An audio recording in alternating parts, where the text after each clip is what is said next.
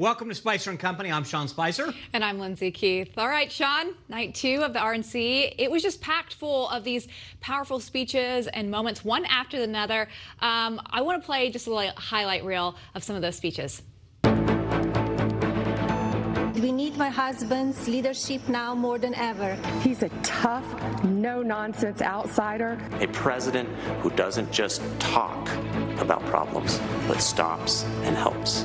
Promises made and promises for the first time were kept. No one in this country has been a victim of unfair media coverage more than President Donald Trump. Our nation suffers by inhibiting our diversity of thought and inclusion of ideas. Joe Biden, who says, if you aren't voting for me, you ain't black. You can't tell me how to vote because of the color of my skin. Take action that reelects our president.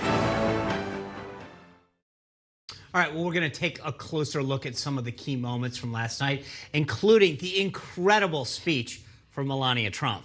Yeah, that's right. You know, some of the amazing moments, I mean, there were so many. They really did jam-pack them in there. But I loved when Vice President Pence was, you know, in front of the Lincoln House. But he brought in so many interesting people, real Americans, to talk about their story. Some of them didn't vote for Trump in 2016, but said why they were now. And then, you know, we saw Daniel Cameron give his story. And just another compelling reason why he's not a Democrat, and just because the color of his skin, he doesn't have to choose one party. I thought he gave a really powerful speech, and you know, also always nice to hear the kids, Tiffany and Eric, as well. Yeah, you know, it was funny last week when we talk about this, we'd say, okay, who is the star of the night? And there was usually a clear winner, right? So it was Michelle Obama one night, Jill Biden one night. I look back when I just saw that clip that we played, Lindsay, and I was going, oh, I forgot that already. And I forgot that. There wasn't a speech. Every time I heard one, I'd go, oh, that was the line of the night. Yeah. And then the next speaker would come on and go, oh, that was the line of the night. It was every night we're seeing this. I can't even remember the first night because the second night was filled with so many superstars that, you know, and that's a sign of a good convention when you're already forgetting the first night because the second night was so good. And I have a feeling we're going to sit here tomorrow and have the same conversation. I think you're right. And these beautiful moments with Trump, the naturalization of citizens, that was amazing. And then the clemency of John Ponder. You know, I'm just excited to see what we're going to see tonight. They really have said they were going to surprise us at 10 o'clock every night, and they've done a great job of that so far. Yeah, that's right. Well, one of the great speeches, the one that kicked it all off last night, is our first guest, the Lieutenant Governor of Florida, Jeanette Nuñez, whose parents fled Communist Castro's regime in Cuba. Here she spoke about the dangers of socialism last night at the RNC. Take a listen.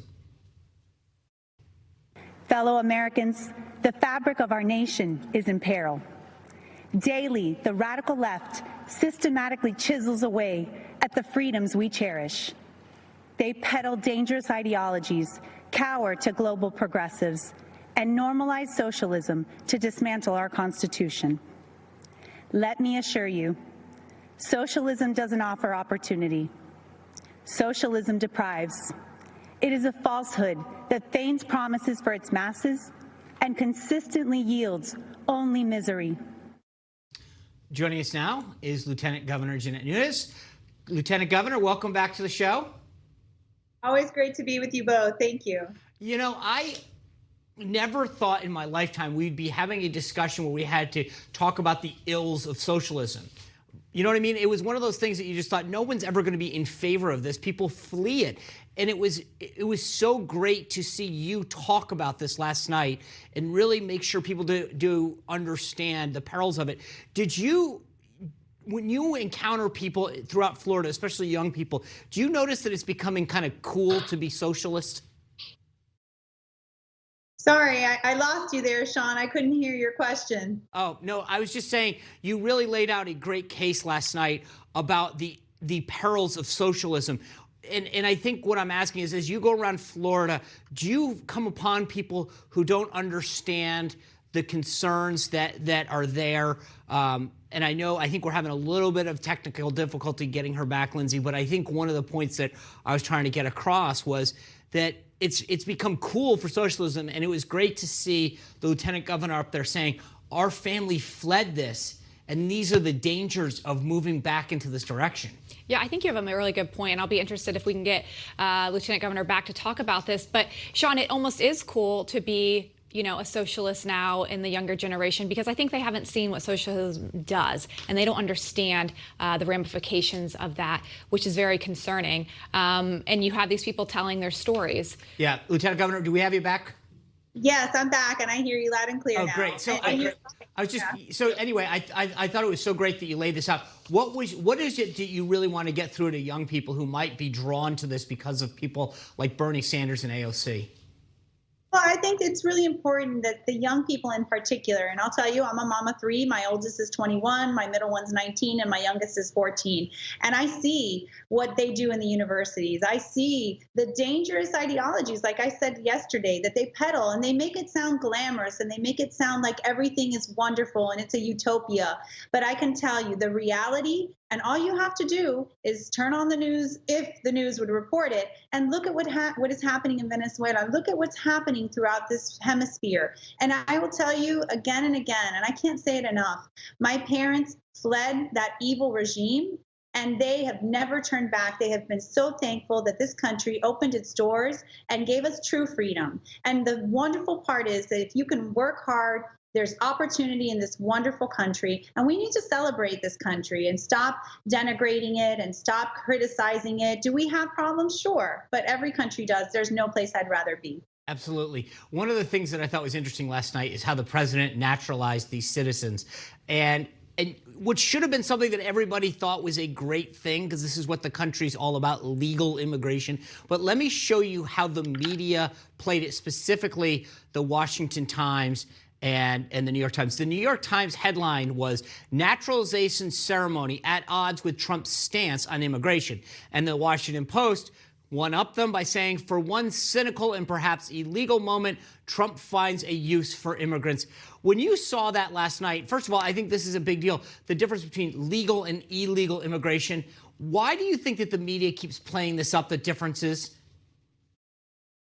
Because I think, again, we're having a little bit of problem with this, Lindsay. I don't know what it is. Who knows? But the thing that's interesting is that, Trump's never made a problem out of legal immigration. In fact, he's talked about it and talked about the need for it. Everybody should be concerned about illegal immigration, people who aren't coming in here, who are jumping the line and not doing it in accordance with our laws. But here's how the media play this. Lieutenant Governor, I think we got you back again for a little back and forth here, but I was just showing you those headlines about the New York Times and the Washington Post, both trying to make it seem like the president, somehow used that moment and says finds a use for immigrants and naturalization ceremony at odds with Trump's stance on immigration. That's not at odds with him. He's for legal immigration.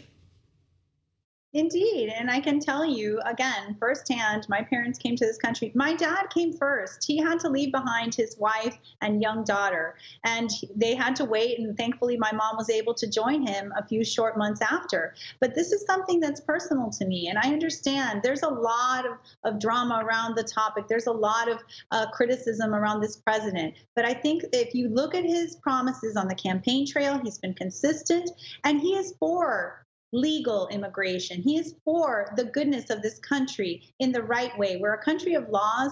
We have to follow them. We cannot have open borders. The Biden-Harris ticket will be a danger to our country.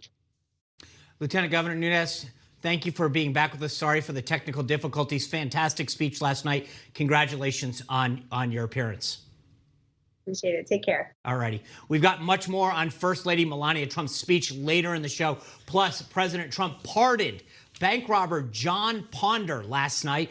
Alice Marie Johnson became the face of the president's prison reform push a couple of years ago. She's speaking at the convention in a couple days, but you'll hear from her first here in a few minutes. But first, up next, the St. Louis couple who stood up to protesters who invaded their property. They spoke at the convention on Monday. Their ordeal is still very, very real, and they're here next to tell us about it.